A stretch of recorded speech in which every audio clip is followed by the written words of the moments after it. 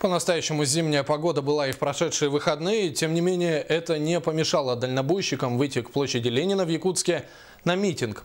Протестующих не устроили слова президента России Владимира Путина поднять вопрос об отмене транспортного налога для больших грузов.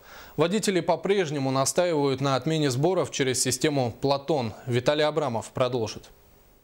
Уже более месяца по всей стране дальнобойщики протестуют против введенного с 15 ноября взимания платы с больших грузов за проезд по федеральным трассам. Солярка дорожает, я цену поднимаю.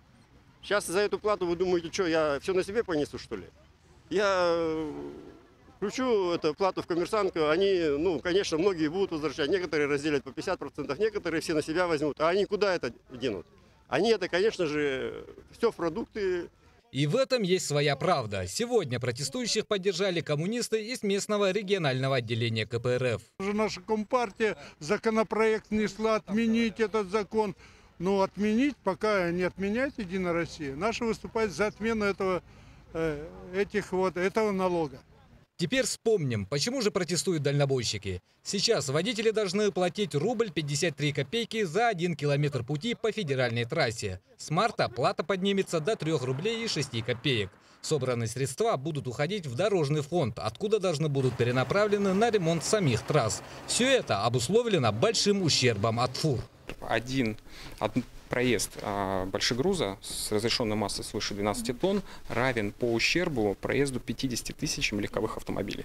Известно, что когда обсуждалось введение Платона, поднимался вопрос об отмене транспортного налога для дальнобойщиков, но его не отменили. О своих планах рекомендовать правительству рассмотреть отмену транспортного налога для дальнобойщиков президент Путин заявил в прошлый четверг на своей ежегодной пресс-конференции. По настоянию региональных руководителей, потому что этот транспортный налог идет в региональный бюджет.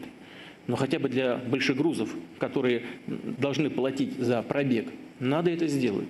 Я очень рассчитываю на то, что правительство в самое ближайшее время, в начале года, это сделает. И это правда, так как деньги с транспортного налога поступают непосредственно в регион, а платоновские средства в федеральный бюджет, откуда региональные власти будут получать по заявке. В 2015 году на 3 федеральные автодороги было предусмотрено порядка 17 миллиардов рублей.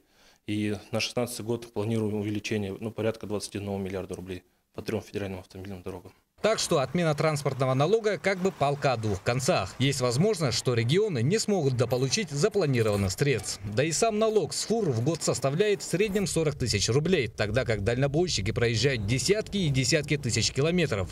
Напомню, тариф: с марта плата поднимается до 3 рублей и 6 копеек.